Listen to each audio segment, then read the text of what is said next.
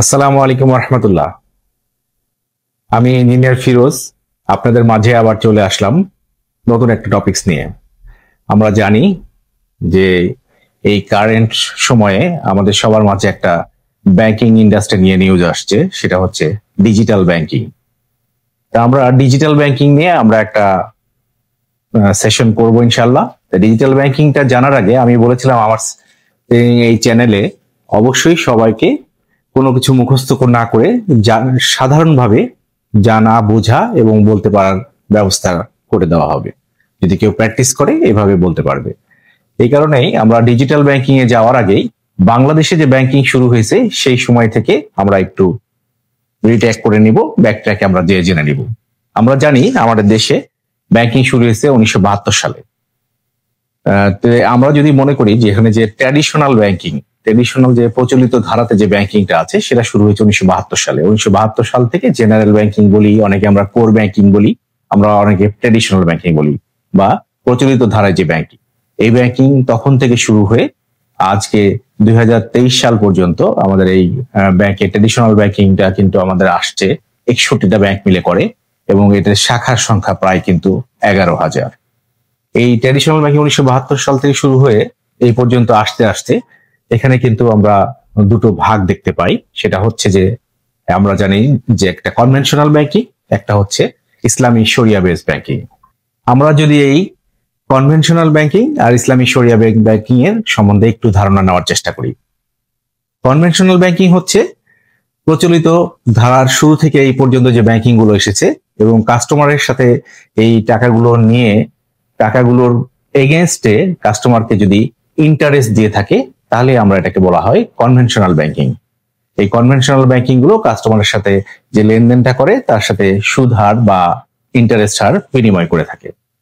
আর ঠিক তারই পরিপ্রেক্ষিতে যদি আমরা ইসলামী শরিয়া বেস ব্যাংকিং এর কথা জানি, তাহলে ইসলামী শরিয়া বেস ব্যাংকিং গুলো হচ্ছে প্রফিট অ্যান্ড লস শেয়ারিং এর মাধ্যমে কাস্টমার এবং ব্যাংকের মাধ্যমে রিলেশনটা প্রতিষ্ঠিত হয়ে থাকে এবং ব্যাংক কাস্টমারকে প্রফিট এবং লসের অংশীদারিত্ব ভিত্তিতে এই কাজটা করে থাকে। আমরা 1972 সাল থেকে এই পর্যন্ত 2023 সাল পর্যন্ত দেখেছি যে আমরা প্রচলিত ধারার ব্যাংকিং এসেছে 61টার মধ্যে প্রায় 11টা ব্যাংকিং হচ্ছে ইসলামী শরিয়া বেসড, বাকিগুলো হচ্ছে আমাদের কনভেনশনাল ব্যাংকিং। এই কনভেনশনাল ব্যাংকিং এর মধ্যে আবার কনভেনশনাল এবং হচ্ছে ইসলামী শরিয়া বেসড ব্যাংকিং, এটার মধ্যে আমরা দেখি যে আমাদের দুটো ভাগ রয়েছে। সেটা হচ্ছে একটা হচ্ছে আমাদের গভর্নমেন্ট স্টেট ব্যাংক যদি বলি বা গভর্নমেন্ট ব্যাংক, আর একটা হচ্ছে কমার্শিয়াল ব্যাংক, প্রাইভেট সেক্টরের কমার্শিয়াল ব্যাংক, আর একটা হচ্ছে গভর্নমেন্ট ব্যাংক। তাহলে আমরা 1972 সাল থেকে এই পর্যন্ত যে ব্যাংকিং চ্যানেলটা এসেছে সেটা হচ্ছে আমাদের জেনারেল ব্যাংকিং, আমরা কোর ব্যাংকিং বা সাধারণ ব্যাংকিং, অথবা আমরা বলতে পারি ট্র্যাডিশনাল ব্যাংকিং, প্রচলিত ধারার ব্যাংকিং। এই ট্র্যাডিশনাল ব্যাংকিংটাই আমরা প্রচলিত ধারার ব্যাংকিংটা এখানে দুটো ভাগ হয়েছে বললাম, একটা হচ্ছে কনভেনশনাল ব্যাংকিং, একটা হচ্ছে ইসলামী শরিয়া বেস ব্যাংকিং। কনভেনশনাল ব্যাংকিংটা হচ্ছে ইন্টারেস্ট নিয়ে কাজ করে আর ইসলামী শরিয়া বেস ব্যাংকিং হচ্ছে প্রফিট লস নিয়ে কাজ করে। এইভাবে আমরা জানি আমাদের বর্তমানে বাংলাদেশের কর্ণধারদের কিন্তু স্বপ্ন হচ্ছে এটা ডিজিটাল বাংলাদেশ তৈরি করা এবং স্মার্ট বাংলাদেশ তৈরি করা। তার ওই পরিপ্রেক্ষিতে কিন্তু 2011 সালে এটা কিন্তু এসে গেল মোবাইল ব্যাংকিং। আমরা যদি মোবাইল ব্যাংকিং জানার আগে একটা জিনিস জেনে রাখি, আমরা MFS মানে মোবাইল ফিনান্সিয়াল সার্ভিসেস। আরো একটা পার্ট আছে, আমরা সেটা সম্বন্ধে আরেকদিন জানবো, DFS ডিজিটাল ফিনান্সিয়াল সার্ভিসেস। আমরা এখন আপাতত MFS নিয়ে কথা বলি। MFS মানে হচ্ছে মোবাইল ফিনান্সিয়াল সার্ভিসেস। আমরা দেখতে পাচ্ছি যে স্বাধীনতার এই 50 বছরে আমাদের এই পর্যন্ত কিন্তু ব্রাঞ্চের সংখ্যা কিন্তু প্রায় 11,000। 61টা ব্যাংক মিলে প্রায় 11,000 শাখা করেছে। আমরা জানি যে আমাদের এই মুহূর্তে গ্রামের সংখ্যা, আমাদের দেশের গ্রামের সংখ্যা কিন্তু প্রায় 86,000।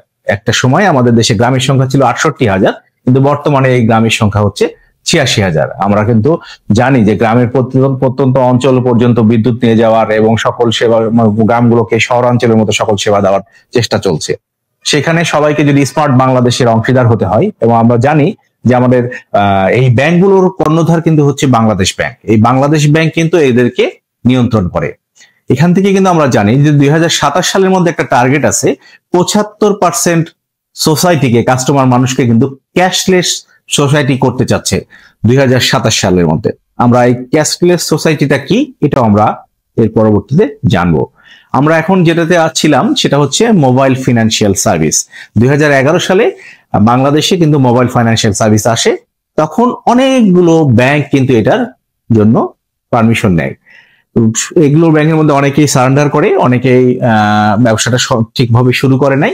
আর প্রচলিত ধারায় আমরা দেখতে পাই যে প্রায় 13টা ব্যাংক এটা মোবাইল ফিনান্সিয়াল সার্ভিস শুরু করে।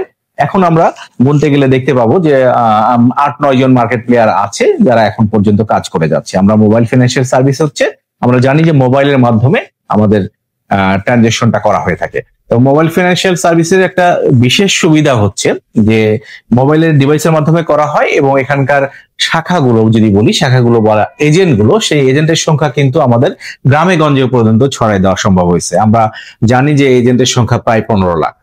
এতে এই 15 লাখ এজেন্ট কিন্তু আমাদের গ্রামে গঞ্জে সবগুলো জায়গায় কিন্তু হচ্ছে এখানে আমাদের ছড়িয়ে আছে। তো এরা হচ্ছে কিন্তু মোবাইলের মাধ্যমে কিন্তু টাকা লেনদেনের কাজটি করে আসছে।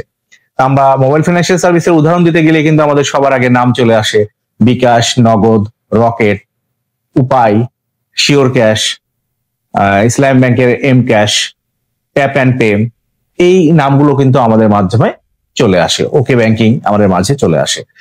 আমরা দেখলাম যে 1972 সালে আমাদের জেনারেল ব্যাংকিং বা ট্র্যাডিশনাল ব্যাংকিং ছিল এবং এটার আরো এক ধাপ আগে কাস্টমারের দোরগোড়ায় যাওয়ার জন্য 2011 সালে মোবাইল ফিনান্সিয়াল সার্ভিস বা মোবাইল ব্যাংকিং চালু হয়। এটা আমরা জানতে পারলাম। এখন আমরা আর একটু ছোট্ট করে জানবো এই মোবাইল ফিনান্সিয়াল সার্ভিসের মাধ্যমে যে আমরা টাকাগুলো এক জায়গা থেকে আরেক জায়গায় পাঠানো যেত। মানে ঢাকা থেকে দেখা যাচ্ছে রাজশাহী, বরিশাল, কুমিল্লা, চিটাগাং যাচ্ছে, কুমিল্লা থেকে ঢাকা, বরিশাল, চিটাগাং টাকা ট্রান্সফার হচ্ছে। কিন্তু ব্যাংকিং সেবা বলতে কিন্তু আরো অনেকগুলো প্রোডাক্ট থেকে যায়। যেমন এখানে আমরা কেউ ডিপিএস করতে পারে, কেউ এফডিআর করতে পারে, কেউ লোন নিতে পারে, কেউ রেমিটেন্স আসতে পারে। এই সেবাগুলো মোবাইল ফিনান্সিয়াল সার্ভিসের মাধ্যমে সীমিত আকারে সবগুলো সেবা আমাদের ছিল না। আমরা এই কারণে কিন্তু বাংলাদেশ গভর্নমেন্ট এবং বাংলাদেশ ব্যাংকের সহযোগিতায় 2014 সালে কিন্তু হচ্ছে প্রথম এজেন্ট ব্যাংকিং লঞ্চ করে। এই এজেন্ট ব্যাংকিংটাকে লঞ্চ করার সময় ছোট পরিসরে একটা শাখার সবচেয়ে ছোট পরিসরে এইটাকে কাস্টমারদের সেবা দেওয়া হয়ে থাকে। এটা চালু হয় হচ্ছে 2014 সালে। এখন 2023 সাল। এই 14 থেকে 23 সাল এই সময়ের মধ্যেই কিন্তু গোটা বাংলাদেশে এই শাখা আছে 21,000, মানে এজেন্ট শাখা আছে 21,000। আমরা ছোট করে যদি প্রচলিত ব্যাংকিং, এজেন্ট ব্যাংকিং আর মোবাইল ব্যাংকিং এর একটা পার্থক্য দেখার চেষ্টা করি। প্রচলিত ব্যাংকিংটা হচ্ছে একটা ব্রাঞ্চ স্থাপন করা হয়। এই ব্রাঞ্চ স্থাপন করা বাংলাদেশ ব্যাংকের গাইডলাইন অনুসারে 1:1, অর্থাৎ গ্রামে একটা দিলে শহরে একটা দিতে পারবে। যে সেইভাবে করে কিন্তু প্রায় 11,000 শাখা হয়েছে। এই 11,000 শাখাগুলো নিয়ে আমরা যদি ধরে নিই প্রতিটা শাখা এক একটা গ্রামে, তাহলেও কিন্তু আমরা দেখছি 11,000 জায়গায় পৌঁছাতে পেরেছে। এবং এগুলো কিন্তু এক একটা শাখা কিন্তু বড়, কোনোটা 5,000, 6,000, 7,000 স্কোয়ার ফিট জায়গা মিলে, অনেকগুলো 8টা, 10টা, 15টা, 20টা কাউন্টার মিলে এই সেবাটা দেওয়া হয়ে থাকে। এরপরে কিন্তু আসলে হচ্ছে মোবাইল ব্যাংকিং। মোবাইল ব্যাংকিং সেবা দেওয়ার জন্য যে বললাম যে আগের টেলিকমিউনিকেশন বা অন্যান্য জায়গার রিটেলারদেরকেই কিন্তু এজেন্ট হিসেবে করা হয়েছে। সেই এজেন্টের সংখ্যা 15 লক্ষ এবং এই এজেন্টদেরকে মাধ্যমে কিন্তু এই সেবাগুলো দিয়ে আসা হচ্ছে। এবং এখানে কিন্তু জায়গাটা খুব ছোট এবং ট্রানজেকশনের একটা লিমিট আছে। এই লিমিটটা ডেইলি ট্রানজেকশন লিমিটের মাধ্যমে এটা করতে হচ্ছে। এরপরে আসি যে এজেন্ট ব্যাংকিং। এজেন্ট ব্যাংকিংটা কোথায় আসলো? আমাদের 2014 সালে শুরু হলো। 2014 সালে যে এজেন্ট ব্যাংকিং শুরু হয়েছে, এই এজেন্ট ব্যাংকিংটা কিন্তু আপনারা মাথায় রাখবেন যে এজেন্ট ব্যাংকিং এর জন্য যে জায়গাটা লাগে সেই স্পেসিফিক জায়গাটা কিন্তু ছোট। অনেক ব্যাংকের আছে এটা 80 থেকে 100 স্কোয়ার ফিট থেকে শুরু করে 1000 স্কোয়ার ফিট পর্যন্ত, 1,500 স্কোয়ার ফিট পর্যন্ত আছে।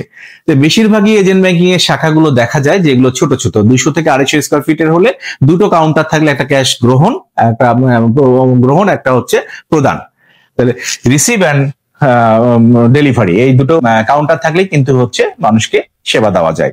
তো এইভাবেই কিন্তু হচ্ছে আমরা জানতে পারলাম যে আমাদের প্রথমে এসেছিল জেনারেল ব্যাংকিং বা ট্র্যাডিশনাল ব্যাংকিং, তারপরে আসছিল মোবাইল ব্যাংকিং 2011 সালে, 14 সালে আসছে এজেন্ট ব্যাংকিং। এখন আমরা 2023 সালে এসে আমরা দেখতে পাচ্ছি জুন মাসের 15 তারিখে কিন্তু বাংলাদেশ ব্যাংক থেকে নতুন একটা সার্কুলার জারি হয়েছে। সেটা হচ্ছে যে এখানে হচ্ছে ডিজিটাল ব্যাংকিং চালু হবে। ডিজিটাল ব্যাংকিং যে চালু হবে, ডিজিটাল ব্যাংকিং এর বিস্তারিত জানার আগেই আমরা আগে এই কারণে ট্র্যাডিশনাল ব্যাংকিং, মোবাইল ব্যাংকিং এবং এজেন্ট ব্যাংকিং নিয়ে আলোচনা করে নিলাম। এই আলোচনা যদি আপনাদের কোনো কাজে লেগে থাকে তাহলে আমরা ইনশাল্লাহ ডিজিটাল ব্যাংকিং এর বিস্তারিত নিয়ে আমরা পরবর্তী সেশনে আসবো। সবাই ভালো থাকবেন এবং ভালো লাগলে আপনারা অন্যকে এটা ভিডিওটা দেখার জন্য সহযোগিতা করবেন। আসসালামু আলাইকুম ওয়া রাহমাতুল্লাহ।